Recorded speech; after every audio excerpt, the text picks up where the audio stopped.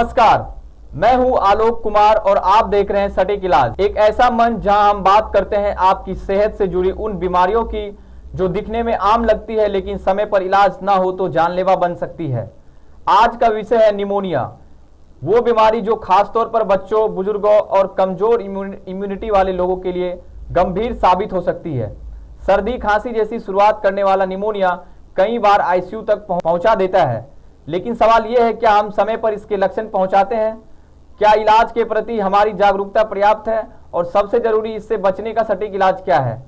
इन तमाम सवालों के जवाब देने और हमारे दर्शकों को सही मार्गदर्शन देने के लिए आज हमारे साथ स्टूडियो में मौजूद है डॉक्टर चंदन साहू, क्रिटिकल केयर विशेषज्ञ, जिन्होंने सांस संबंधी बीमारियों विशेषकर निमोनिया, आईसीयू मैनेजमेंट और जीवन रक्षक चिकित्सा पद्धतियों में उल्लेखनीय कार्य किया है।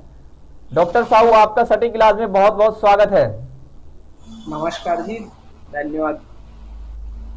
सर, निमोनिया का खतरा कब बढ़ जाता है? निमोनिया का खतरा वैसे तो साल भर रहता है, लेकिन जैसे मौसम बदलते हैं, जब वायरल इन्फेक्शन होता है मरीजों को ज़्यादा, तब निमोनिया का खतरा थोड़ा सा ज़्यादा रहता है। जैसे जी ठंड की शुरुआत, मौसम के बदलने के साथ वायरल निमोनिया का खतरा बढ़ जाता है। जी। सर, निमोनिया का खतरा डायबिटीज के मरीजों में ज्यादा रहता है या बच्चों में? निमोनिया का खतरा डायबिटीज के मरीजों और बच्चों में ज़्यादा इसलिए रहता है क्योंकि बच्चों में इम्यून सिस्टम धीरे धीरे डेवलप हो रहा होता है, पूर्ण जी रूप से विकसित नहीं होता है। और बुजुर्गों और डायबिटीज पेशेंट्स की इम्यूनिटी जनरली बहुत कमजोर होती है, जिस कारण उन्हें बैक्टीरियल या वायरल इन्फेक्शन जल्दी हो जाता है। जी। सर, ये निमोनिया क्या है और यह शरीर को कैसे प्रभावित करता है? निमोनिया एक प्रकार का इन्फेक्शन है। ये दो प्रकार के हो सकते हैं, या तो बैक्टीरियल हो सकता है, या फंगल हो सकता है, या वायरस जनित हो सकता है, या टीबी के कारण भी निमोनिया हो सकता है। फेफड़ों के इन्फेक्शन को हम निमोनिया बोलते हैं। सर, यह बीमारी किस वजह से होती है? वायरस, बैक्टीरिया या कुछ और वजह है? यह बीमारी बेसिकली इन आपने जो तीनों चारों कारण बताए, इन तीनों चारों कारण में किसी भी कारण से हो सकती है। मुख्यतः सर, हमारे निमोनिया यहाँ और हाँ, सामान्य सर्दी खांसी में क्या फर्क होता है? देखिए, सामान्य सर्दी खांसी आपके फेफड़ों में नहीं पहुंचती है। जब फेफड़ों जी का इन्फेक्शन हो जाता है तब आपको सांस लेने में दिक्कत होती है, तो फिर उसे हम निमोनिया में परिभाषित करते हैं। सामान्य सर्दी खांसी में आपको अपर रेस्पिरेटरी ट्रैक्ट बोल सकते हैं, या जो नाक से लेके गले तक के जो टिश्यूज रहते हैं उसमें हल्का फुल्का इन्फेक्शन रहता है। जी निमोनिया में नीचे के साइड इन्फेक्शन रहता है। आपके फेफड़ों में इन्फेक्शन जब चले जाता है तो हम उसे निमोनिया कहेंगे। जी। सर, निमोनिया के शुरुआती लक्षण क्या होते हैं जिन्हें नज़रअंदाज नहीं करना चाहिए? निमोनिया में जैसे मरीज को बार बार खांसी हो रही है, उसे जी बार बार सांस लेने में दिक्कत हो रही है, उसका ब्लड प्रेशर कम हो रहा है, हृदय की गति तेज चल रही है, तो हम बोल सकते हैं मरीजों को इस स्थिति में बिल्कुल तुरंत डॉक्टरों से संपर्क करना। जी। सर, किस स्थिति में निमोनिया जानलेवा हो सकता है? निमोनिया अगर हो रहा है, अगर आपकी सांस की गति बहुत तेज चल रही है, आपका ब्लड प्रेशर कम चल रहा है। अब जी कोविड के बाद तो आजकल लगभग सभी घरों में ऑक्सीजन सैचुरेशन मापने की मशीन है। अगर उसमें आपको सैचुरेशन कम दिखा रहा है, जी। सामान्यतः ये 95 से 100 तक रहता है, लेकिन अगर 90 से कम जा रहा है तो तुरंत ही डॉक्टर के पास जाए। सांस की गति तेज चल रही है, इन सब में आपको तुरंत डॉक्टर से संपर्क करना है। जी। सर, बच्चों और बुजुर्गों में निमोनिया के लक्षण कैसे अलग अलग होते हैं?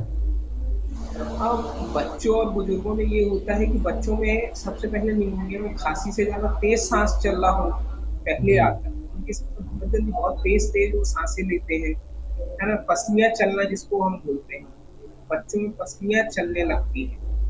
बुजुर्गों जी में, जैसे बड़ों में बुखार आता है, बुजुर्गों में कई बार बुखार भी नहीं आता, बस वो थोड़े से कम एक्टिव हो जाते हैं, या उनकी डेली एक्टिविटी थोड़ी सी कम हो जाती है ना? थोड़े से चलने में एकदम सांस फूलने लग रही है, तो ये सब इंडिकेट कर रहा है कि आपका निमोनिया सीरियस है।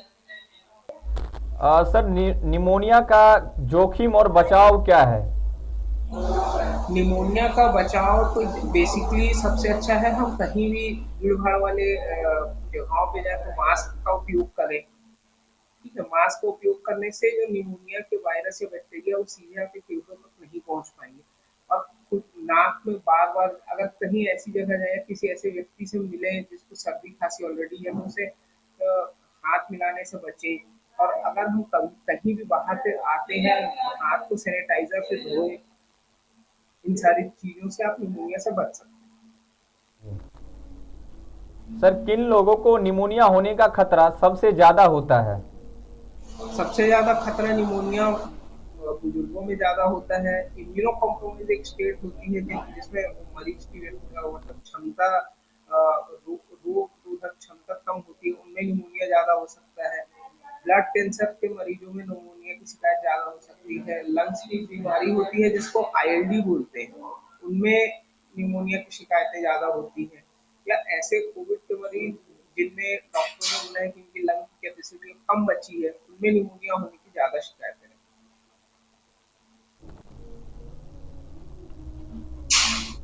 सर क्या निमोनिया से बचाव के लिए कोई वैक्सीन उपलब्ध है? नहीं, निमोनिया से जैसे वायरल निमोनिया अगर आपको होता है तो उसके लिए टीका आता है। जी। वायरल निमोनिया का टीका आता है। अगर हम वायरल निमोनिया चाहें तो वायरल निमोनिया का टीका लगवा सकते हैं।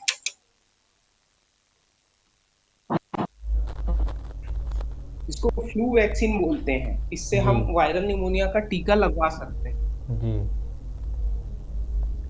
सर धूम्रपान और प्रदूषण का निमोनिया से क्या क्या संबंध है? हाँ जी, बताएं। सर धूम्रपान और प्रदूषण का निमोनिया से हेलो। क्या संबंध है?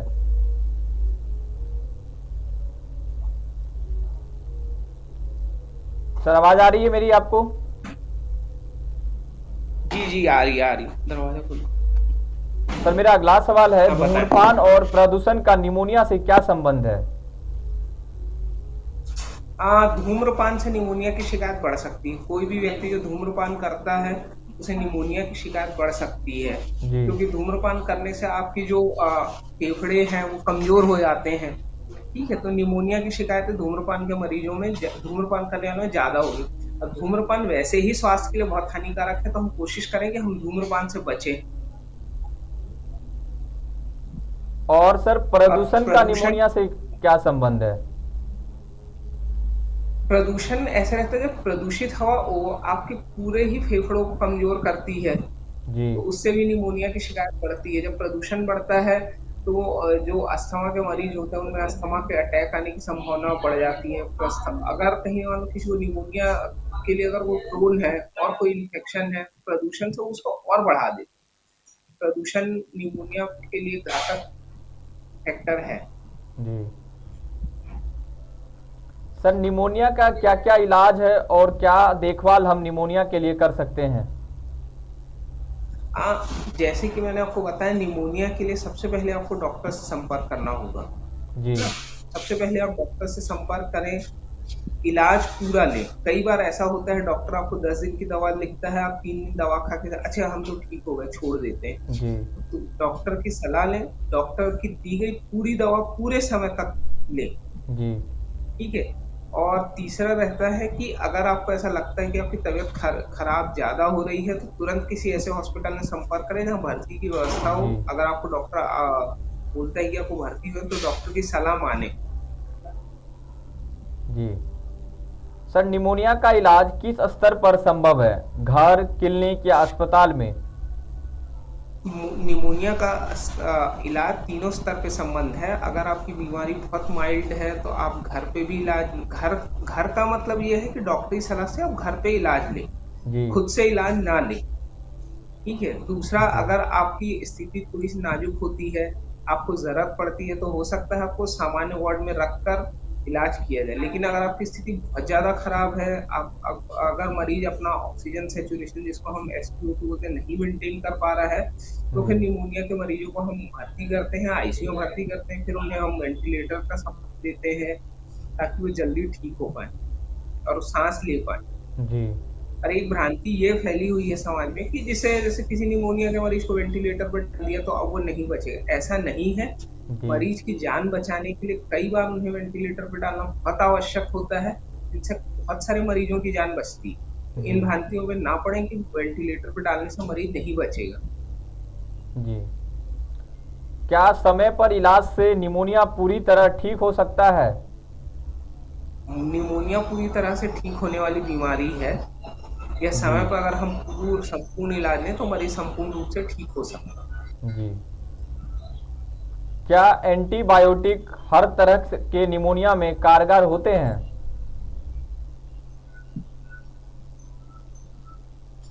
सर, क्या एंटीबायोटिक हर तरह के निमोनिया में कारगर होते हैं?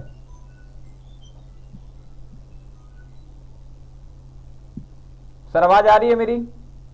लो,